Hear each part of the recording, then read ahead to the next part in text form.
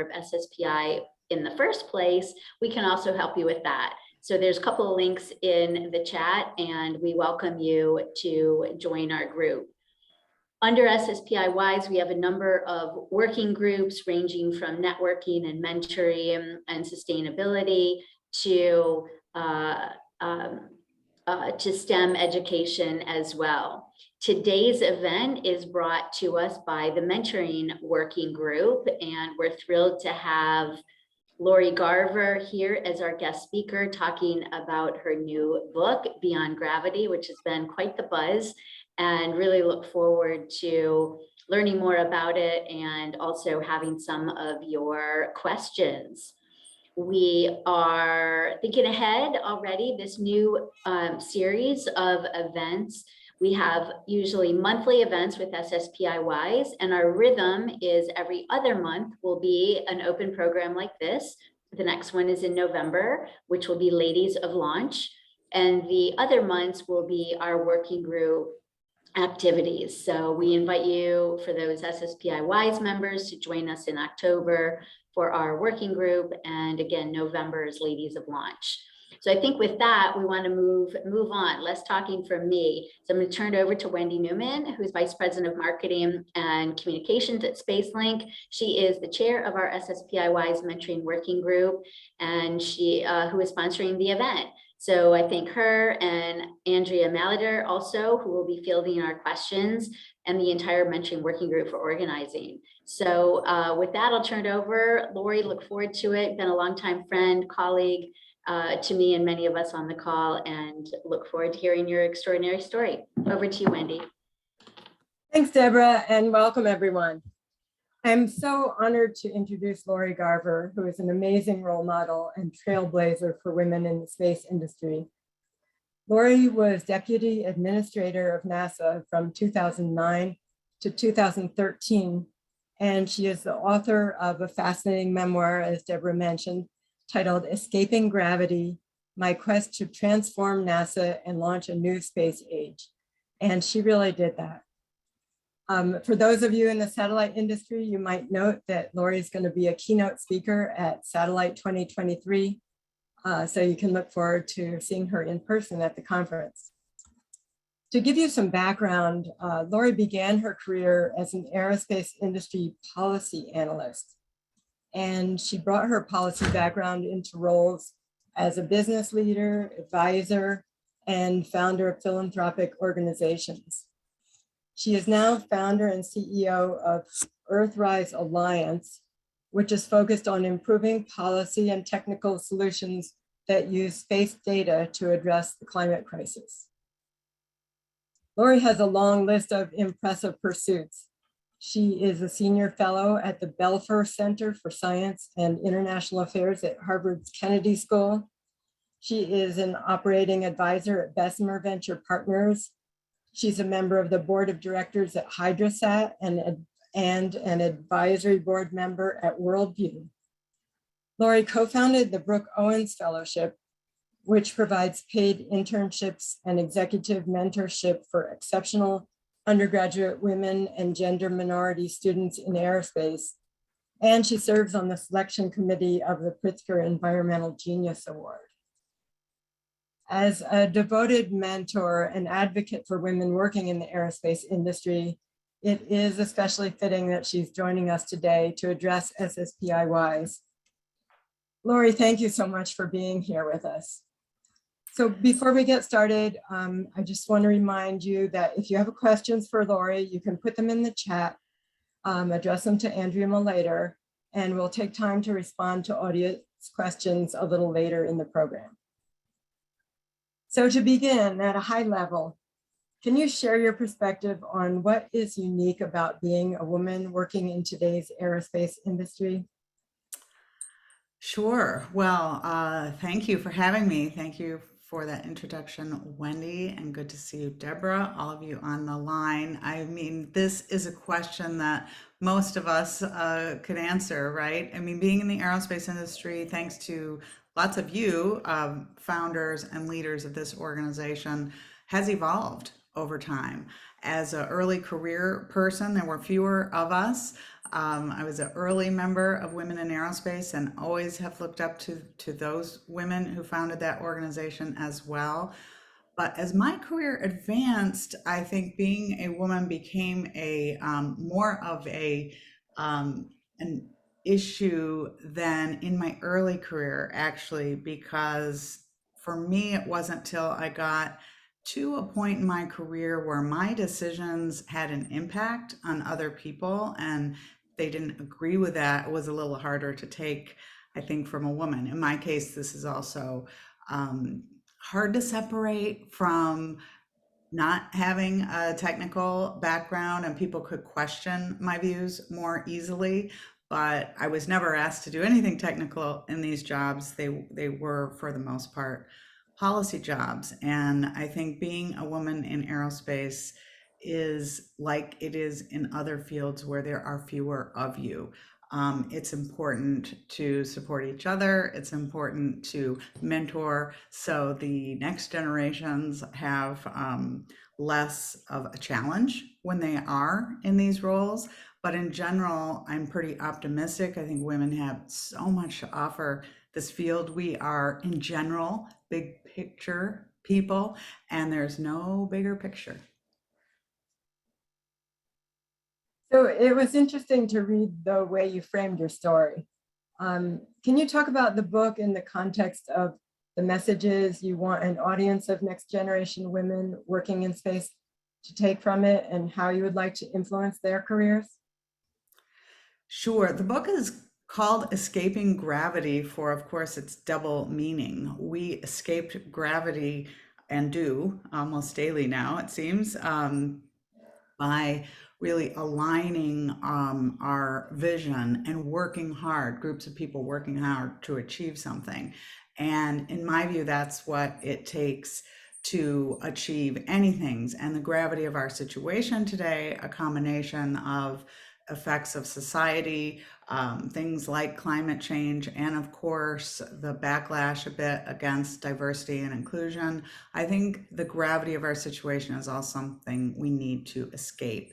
And I think we have a lot to learn from those who have helped us escape the gravity of the earth, because again, we need to have I think we all do want the same things in life. We want healthy and happy families, relationships, and we should be working to realize that we have more in common than we have apart, than we have differences. This is a message. I open the book with a Carl Sagan quote and close it as well.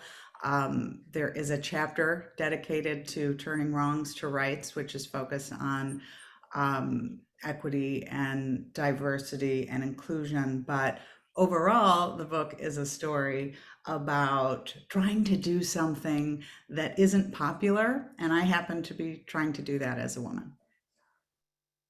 Double challenge. So at one point in the book, you mentioned that everyone working at NASA early in your career was white men. I loved your reference to the Cup Boys. Obviously, this has changed significantly over the course of your career, in part thanks to your efforts. But can you comment on what has changed the most and what still needs to be done? Sure. Well, everyone at NASA weren't white men, but there was certainly even more of a predominance than there is today. In fact, one of the senior women and mentors of mine there, Dee Lee, who led procurement back in the day when I was at NASA the first time in the 1990s, was the one who coined the term Cup Boys. And she used it, having come from the Pentagon previously in her career, to sort of describe the military guys who would walk around with their cups with their little call signs on them. And, you know, that was an exclusionary culture. And I think it is less so today. Certainly when I got back to NASA, I was working for a Black president, a Black NASA administrator. We had maybe twice the number of women on our senior leadership team than we did in the 1990s when I was on it. But you know, you can always use different words to say what that really means, because we had maybe a 22-person leadership team, the associate administrators at NASA. And so that meant there were maybe 5 or 6 later, whereas first there were 2 or 3. So twice as many. You know, you can use statistics to make whichever point you'd want. And I think for me, what I have tried to convey while doing everything to make it better is acknowledge we have come a long ways, but also recognize the path. There is still work ahead. So getting back to the book, you revealed some pretty unflattering perspectives of some of your colleagues. And I'm curious to know what kind of fallout there has been from publishing it. No one has contacted me directly. It's been just over 3 months since the book was released, and I really worked hard to not have ad hominem attacks or any personal attacks on anyone in the book. Go to great pains and to keep this at a policy difference level. So yes, there were policy differences, and there's also more than 300 citations in the book of quotes. So I'm not putting words in people's mouths. It's not entirely true, because there were some one-on-one conversations that I relay that, again, not heard anything directly from anyone. For those people most likely to have had a negative reaction, I know only from media who have reached out that their comment has been, have not read the book. That is exactly what I expected, and probably the best case. I mean, the last thing they want to do is call attention and feed this story by adding dissent. But I also do take from it somewhat that there's not disagreement over the fact that it happened. So when I have gotten a lot of headlines like "no holds barred," "no punches pulled," it's not actually true at all. Lots of punches were pulled. I've joked that if I did another book, the next one would be fiction, and then I could just really put it all out there.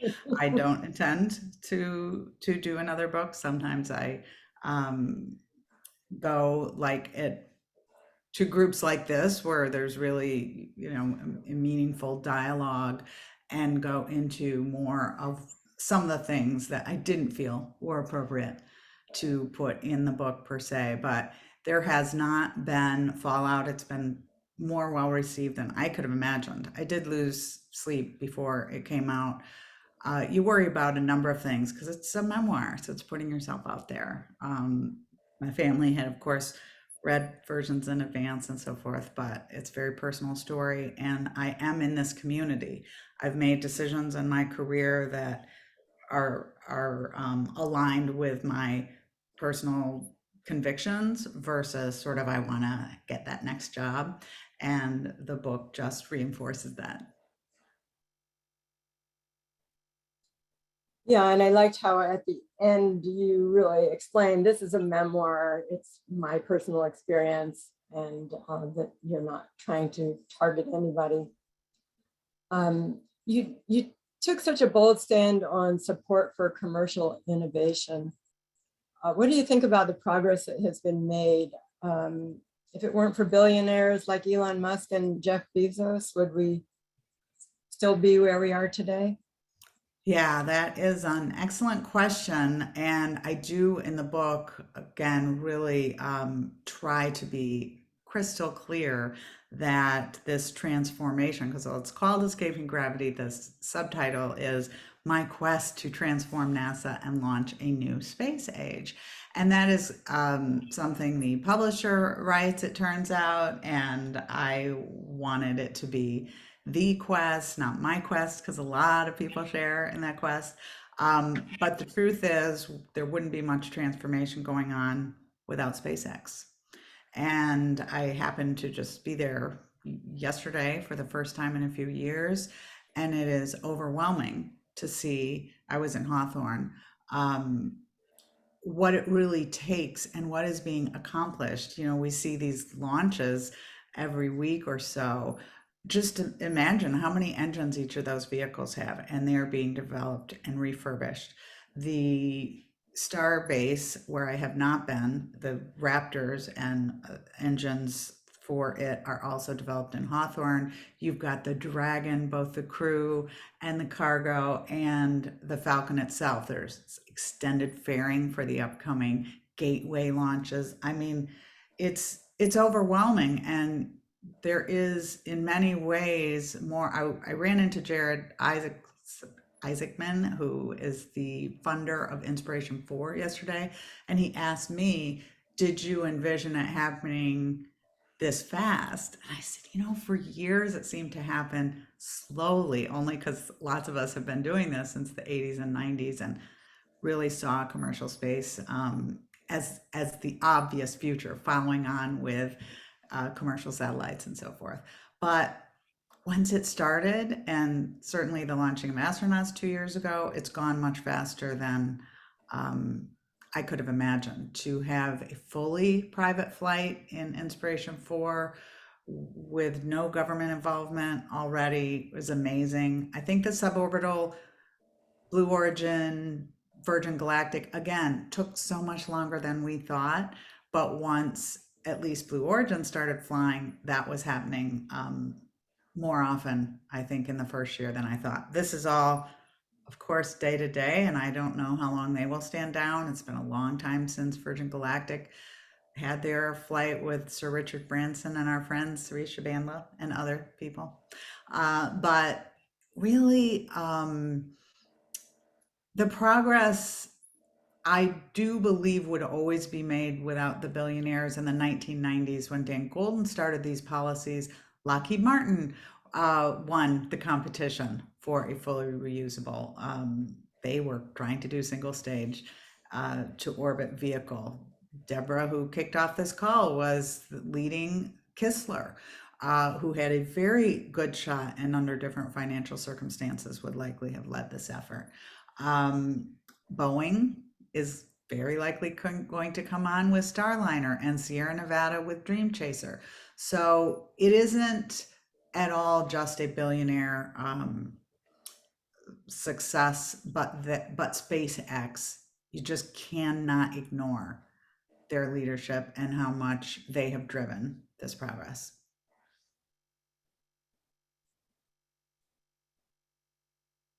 So one thing that struck me in your book was how bold you were in being outspoken and sometimes taking an unpopular stance. And I'm just wondering what advice, I think about the part where you talked about training to be an astronaut and how you got yourself through that spinning test. And somehow, when I think about taking an unpopular stance, I almost feel like it takes that same kind of effort. And I just wondered what advice you can give to those of us who might tend to go along with the status quo and don't want to make waves that might jeopardize our careers. Yes, and of course, this evolves over time, depending on where you are with your career. I'm sure we'll end up talking about the Brookies, but the Brook Owens Fellows, who I've been working with for years now, we talk about this a lot, and I say, no, believe me, in the early years of my career, I did as I was told. You don't get advancement by just bucking everything. I think all of us are brave and for things that we really care about. People describe this with different words, often using passion. I feel strong when I am trying to accomplish something that I at least find meaningful. And everybody has a different thing that is meaningful in their lives. And as I try to outline in the book, my crazy astromom scheme to go to space on a Soyuz was not driven by my personal interest in going to space. I didn't even grow up thinking that would ever be something to do, and it isn't my life's work. it was because I felt it would be meaningful to be able to, at that time, in that unique circumstance, make sure the Russians were getting these Western dollars to be able to keep the Soyuz production going. That would keep the space station going, you know, all these things. And on commercial crew and being able to advance the business interests in the United States by shaping policies in the government to do so. This is also just fundamental to the core of what I believe and what many, many people believe and what this country's built on. So I think feeling that kind of, if you want to call it passion, helps make you stronger. And I do not run at everything and bend my pick and start battles on things I disagree with. We all learn over time that, you know, is not the thing to do, either in your personal life with your husband or children or at work. But when there's something of high value, I think take strength from that. And speaking of that, what you feel very committed to, I know you've made a big commitment to combating climate change. Can you tell us a little bit about what you're working on at Earthwise Alliance? Yes, you know, really a culmination of a lot of the work I've been working towards in my career has led to founding Earthrise, which is really utilizes satellite data to address the climate crisis. Uniquely, our view, our perspective of the Earth from space is one of the most profound and meaningful aspects of our early space program. And we know over 80% of what's happening on our planet because of satellites. And you all know this. And the interaction of the atmosphere, land, ice, and ocean is what scientists model, and being able to have that in a consistent way, of course, validated with in situ data is what has allowed us to live in a moment when, yes, we know we have a tremendous challenge, but we also have the tools where we can understand it and find solutions. And that's what Earthwise is about. And so being able to have been part of lowering the cost of launching satellites and being able then to have satellites be more effective and be able to test those because the costs are low. You know, there's just so much advantage from this now. What used to be a vicious cycle of high costs is, you know, a positive reinforcement now. And that allows us, so it's never for me been about the rocket.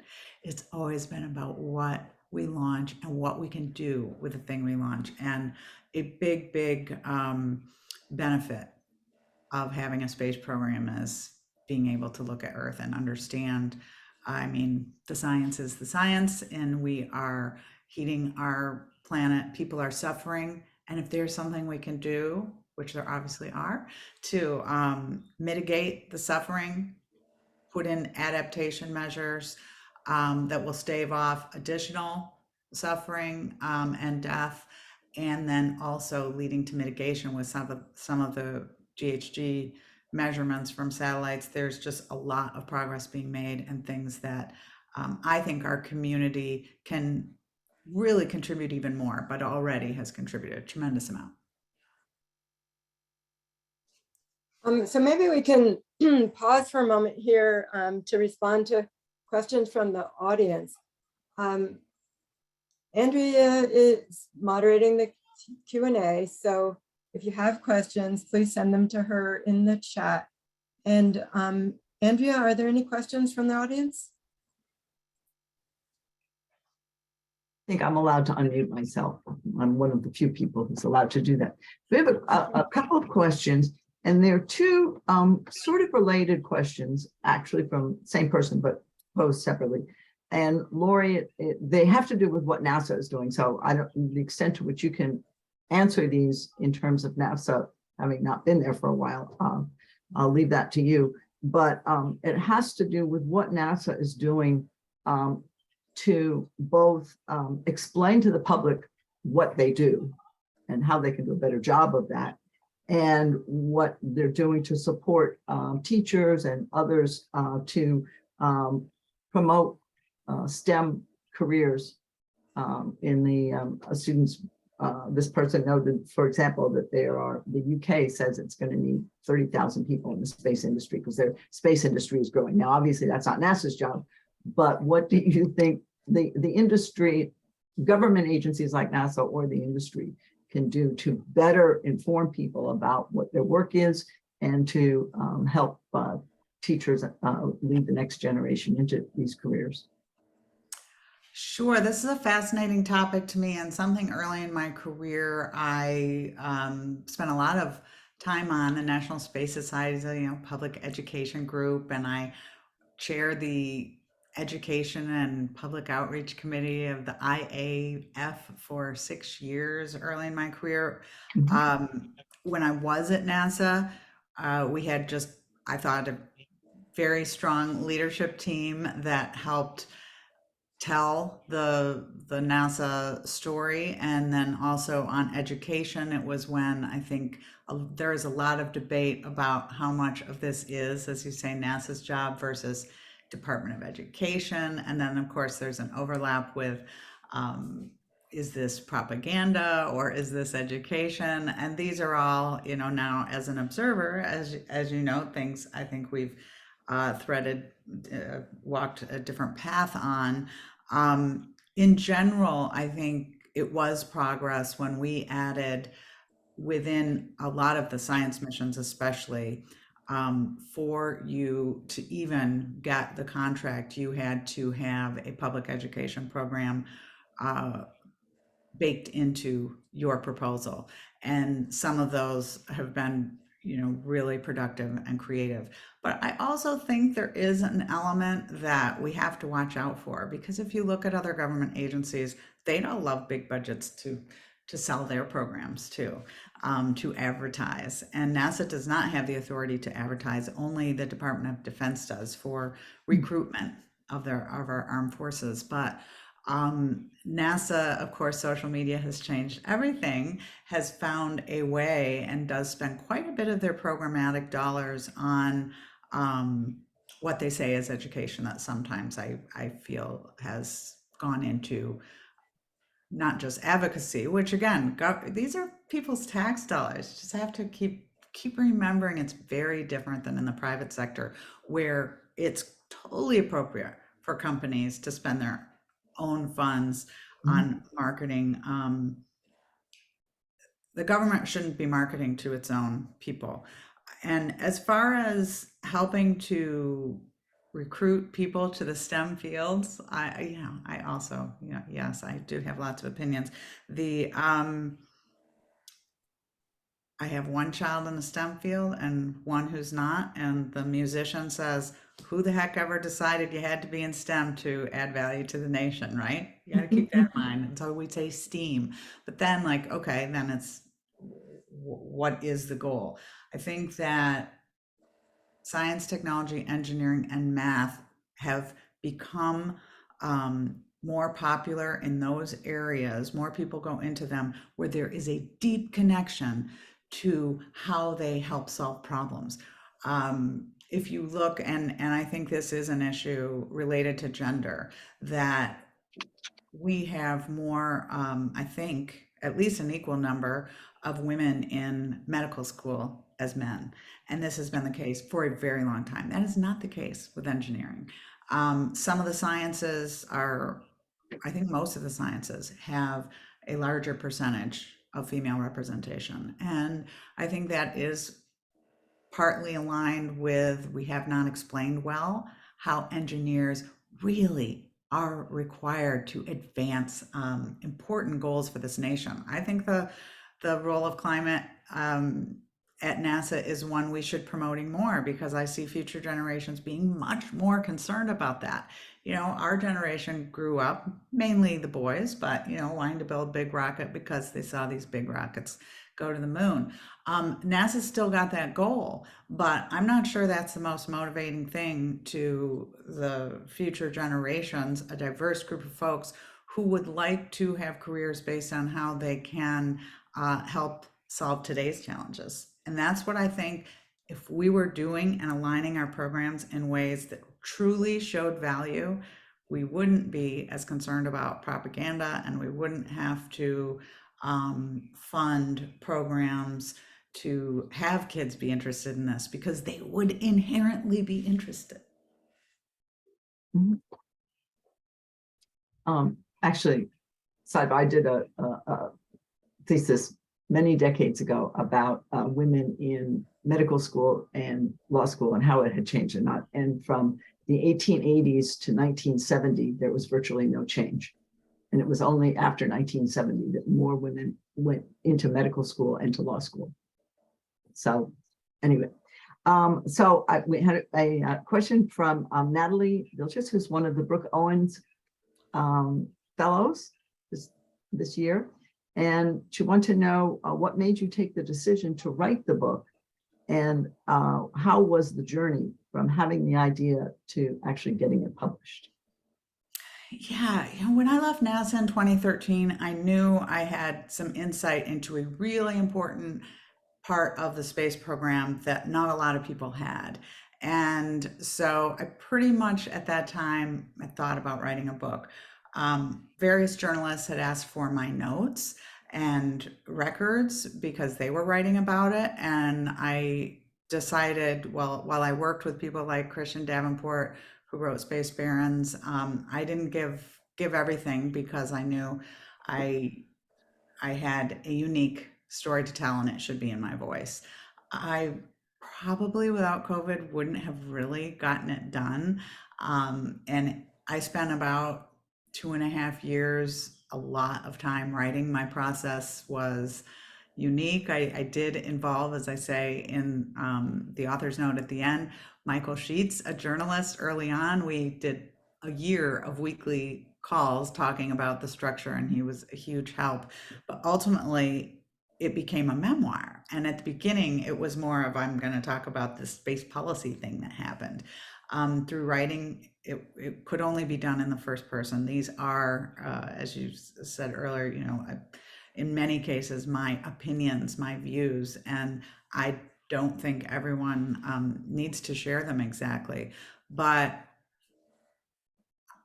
I think it's aligned with my, if it's meaningful, run at it view. And this, we aren't done. We aren't done at NASA as far as being more open-minded to doing things in ways that are more meaningful and really return value to the public. And we certainly aren't done in government. So I see the NASA successes being able to be blueprints for programs in other agencies, mainly where there are large procurement programs like the Defense Department. So I wouldn't say it was a selfless activity, because it was also a bit cathartic, and it was really hard for me. I say in the book, the attacks that I got for advancing something that I really knew fundamentally was the best way to have an effective space exploration program. I was attacked by people who were putting in place programs that were slowing progress. And what they told me was, you're actively, hurting the space program, or I'm trying to ruin the space program. Like, of course, that was hurtful. And so I did want the record out there. And most people now agree this was the right thing to do. I didn't set the timing of the publication. I didn't know it'd be coming at the same time as SLS was still trying to launch. I didn't know that Bill Nelson would be the head of NASA. But here we are. And there are various aspects to this that I just felt strongly I say the truth, but my truth should be out there. Actually, there's a related different question from someone else about whether there was anything that was removed from the book, or perhaps not included by you that you really wish had been included? Well, a book does go through lots of versions. At one point, I had, I think, over 120,000 words, and the publisher only wanted 90,000 words. I had some help, I had a good editor, and some of those stories that didn't make it were largely because they wanted a narrative that people could follow in a way so there weren't a whole bunch more Mhm. characters in the book. But for me, it lost some of its, again, I say this in the author's note, personal acknowledgement of how many people were on this path with me. And I learned from them. There were followers of mine, there were colleagues, and they didn't all make it in the book because we don't care about that person. We don't, we don't know that person. So plenty of that kind of thing. I also had various versions that were more direct and honest about some of my criticisms. And a few things were taken out because the publisher legally was a little concerned about getting sued. You cannot really, say a crime, you charge that someone has committed a crime, for instance. So you see some weasel words in there. Oh, we got, potentially, certainly when you get into things like termination liability, and the whole chapter called Dark Matter. For those of you who haven't read it, get ready. I do think that working in the government should require a level of ethics that is above any sort of dispute. And I didn't always like what I saw, but I did stop short of saying some of that. Mhm. So completely different subject. Someone who worked with you at NASA, Sabrina Thompson, wanted to first of all let you know how inspired she was by you, and inspired to start a company called Girl in Space Club to help more girls become innovators. And she has a specific question about your thoughts about space travel suits designed for women by women as a way to be more inclusive. Spacesuits is a really important issue, as you know, and interesting that the deputy administrator after me, David Newman, some of her best contributions, I think, are to spacesuits specifically that are going to be more effective for women and designed around our different physiology. I really just can't believe that yesterday at SpaceX, I was asking these very questions from I think they were all women who were making the spacesuits right now for Inspiration 4, which is 2 men and 2 women on this flight. And it turns out that these new suits are uniquely, which I didn't know this before yesterday, made for each individual at this point. NASA did not do things this way, and NASA struggled for a lot of reasons. I think most of them unfortunate and due to men making these decisions. We had the larger suits, we didn't have the smaller suits. We always seem to be able to accommodate the tallest of men somehow, but not the shortest of women. And these were decisions that some of my friends in the astronaut corps, they struggled with. And we are changing that. And I think it was sort of interesting because if you're going to make each individual suit, it's a pretty big deal. And how does that, here SpaceX is all about reusability. But for some reason they are doing that, and it isn't just because of women, but everybody is different. And with a pressure suit, these are because they're going to go on spacewalks, and obviously we will for the first time have women walking on the moon. I haven't talked to the Axiom folks, they just got this contract, but I would guess they are doing the same, that we will have crew assigned. I'm pretty sure that will happen soon. And those people will start getting their very own suits. We will have to get out of that at some point, but it is time to address this. Maybe I'll share my little story here where Edward Teller was asked, he said if women should even go to space. And he said he thought about it and only women should go to space, more brains per pound. So in a truly analytical look at this, he has an excellent point. I heard him tell this story at a space symposium back in probably the 1990s or 80s. And, you think about Sally Ride, there's a lot of brains per pound in that package. Mhm. Of course, it's interesting that the first spacesuits were actually made by Playtex, who was And known for women have making almost women's entirely been undergarments. making them. Yes. We have a question about whether you think we have the leadership and vision as a country to lead in space now, given the current geopolitical climate. This is a really big. Oh, well, I am writing a chapter for a book right now and speaking at the Air Force Academy on the topic in October, Waging Peace Through Space, and thinking through this. And I guess at this point in my process, I don't think we do. Civil space has been, as we all know, driven by the Cold War, especially human spaceflight. It was a competition with Russia. We then, recognizing geopolitics as a big reason we were in it, used that to reach out to other nations to join us on the space station, and then even open that up to the Russians in the 1990s. Here we are. We would rather not be working with the Russians, and there is absolutely nothing we can do about that.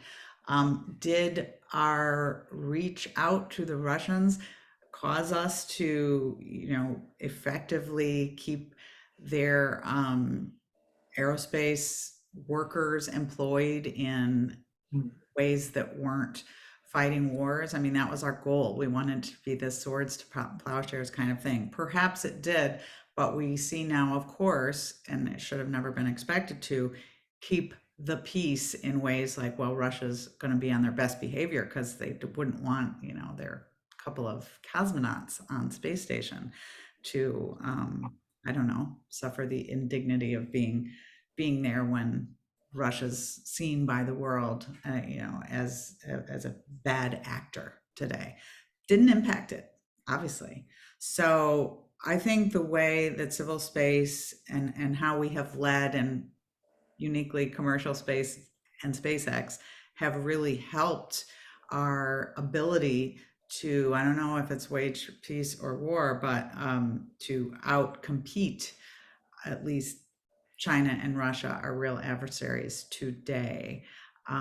You had the Secretary of Defense, Lloyd Austin, speaking of this at his confirmation hearing in 2020. He said, this has been a unique way that we have been able to stay ahead. And that's a great thing, but I don't think as a nation, our leadership is quite thinking about this in that way. Just, example being SLS. That's not a way to outcompete anyone. We're not lowering the cost. I mean, we say, oh, we have to get back to the moon before China goes.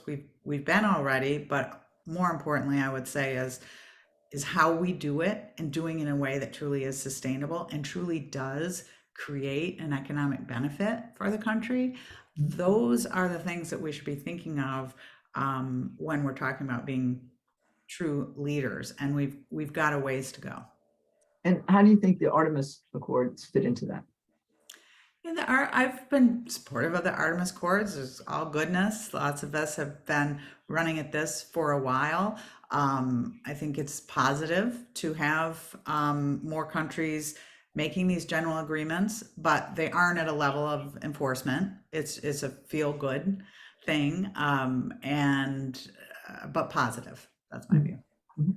So I have one question, which is not directly in your wheelhouse, but came in, so I'll ask it anyway, which is about the changes going on in the satellite industry with all the different new players like the LEOs, and Starlink is part of that. And what kinds of disruption or consolidation do you expect to see, and are you concerned at all about it? Yes, well, as I said, this is really a inextricably linked lower launch price and increased cadence to these satellite advancements that has been so positively reinforcing. And I'm more excited by those things that we are doing in space. So the satellite constellations, we, again, in the 1990s, it's hard to even look at Deborah, especially, and see like we thought this was going to be happening earlier, but it's happening now, and we will take it. Of course, it is controversial in some ways. We have, gosh, I think my whole 35-year career been writing about orbital debris and how much we need to address this. Well, now it's getting to the point where we really do. And I love to see, I think earlier this week, the chair of the FCC even talking about this and what kinds of incentives can the government put in to help with those issues, because we are counting on satellites today for so much of what we do. People don't have that recognition, but you all do. To me, that combination of communications, positioning, imaging, Earth remote sensing, the science, we are, I think, both Leo and Geo doing things that people must have. And so to me, I'm very focused on having us not only explain that better, but perform and make sure that we put in a system that can allow us to continue. Well, sustainability, it's a buzzword, but it is really true.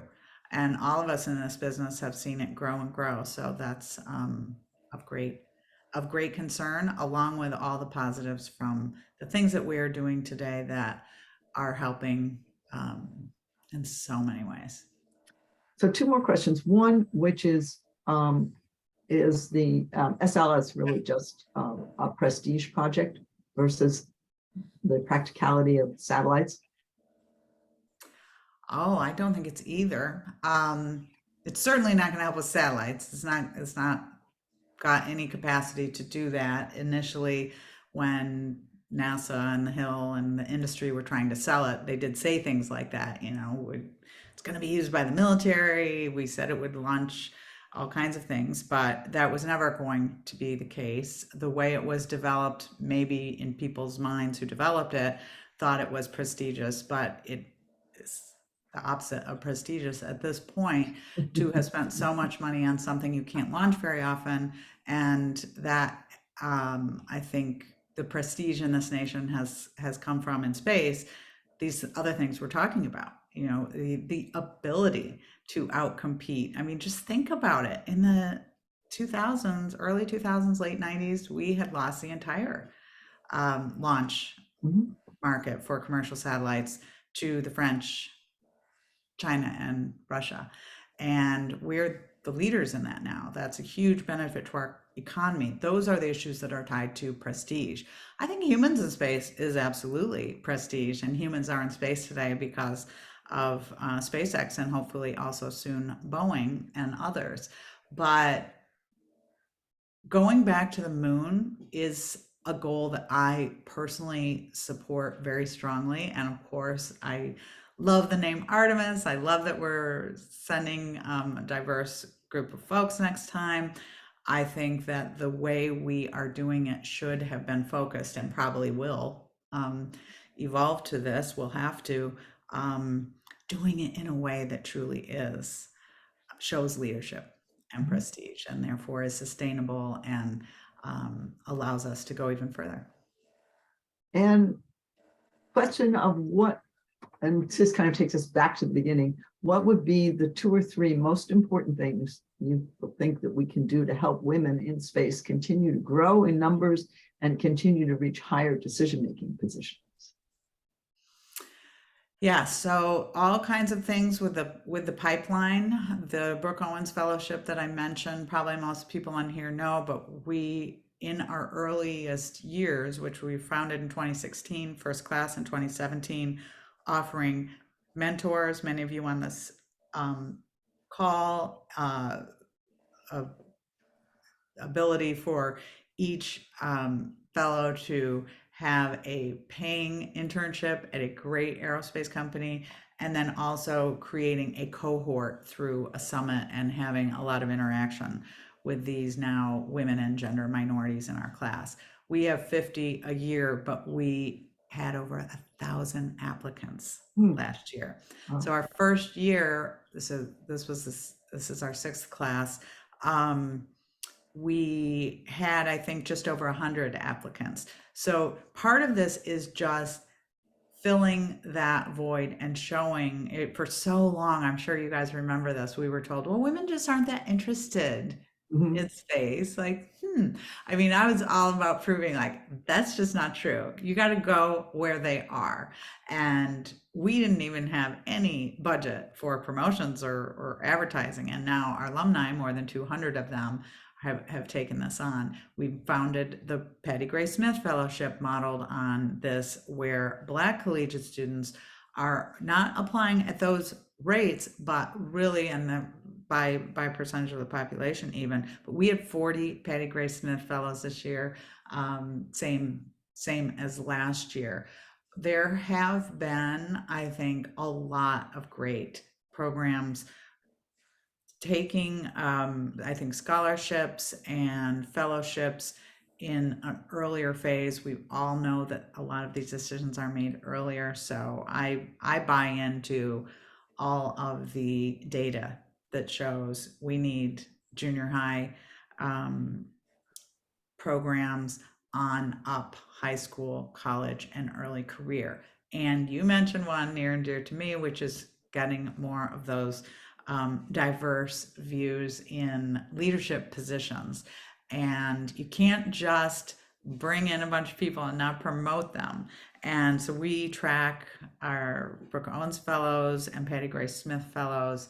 And I think they're really showing a lot of leadership. A lot of us, our community that are older, we need to recognize we do have unintended inherent biases. So a key thing is intention. You know, the intention of, I think, so many of those groups, including the ones I've helped found, is what was the spark. And then today there's a lot of tools that we didn't have years ago to communicate in ways that, again, meet people where they are, instead of just saying, this is what we do, we've always done it, we like it. Again, big rocket. Okay, well, maybe that's not what is going to attract people who want to help, utilize their career to really help other people. And as we evolve, I think, to doing that and explaining that in a ways that can connect, earth sciences being a big one, I don't think we'll continue to have these problems. And it probably will help to serve even from the junior high on up, because role models are critical. I have, I wasn't very interested in Apollo, frankly. I was at the age where a lot of the guys in the industry were drawn in. I mean, Jeff Bezos, I think, is 5 years younger than me, and he remembers every Apollo mission. I barely remember them. I think part of that reason is there wasn't anyone who looked like me, either on the mission or in the room making it happen. So that is changing, and that is fantastic. But we shouldn't just let it go. We have to continue with these intentional programs, and there are just more and more good ones out there. Which is where I put in a pitch for SSPI-WISE and Women in Space Enterprise. And we are just about to kick off a new cohort of 20 pairs of mentors and mentees. And the mentees actually range from college freshmen all the way up to women who have been in the industry for over 15 years, who are looking to change and move on to a different stage in their career.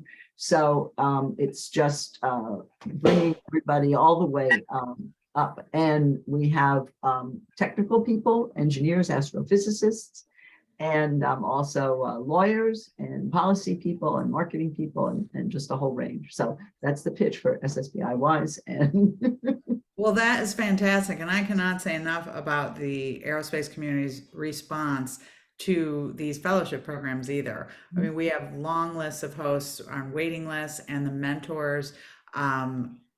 We have wait lists of people wanting to be mentors. So thanks to all who I think recognize not only that there's a need, but that this is what's really giving the community the energy to do more important things. okay, Wendy, are we just about out of time? Well, we have it's time to wrap. It's time to wrap up. Lori, was there anything else that you wanted to say before we close? Oh, buy the book. Some of I'm failing because I don't have a copy here. do not have a copy. You had it. This is a DVD. And also I did the audiobook. That was a fun little experience. So you get to hear my lovely Michigan twang and it's only like 1 credit on Audible. It really was, it has been a privilege to be in the community. I'm thrilled that this group continues. You've all been inspirational to me, and I feel like, you ask what gave me strength, and a lot of it is all of you.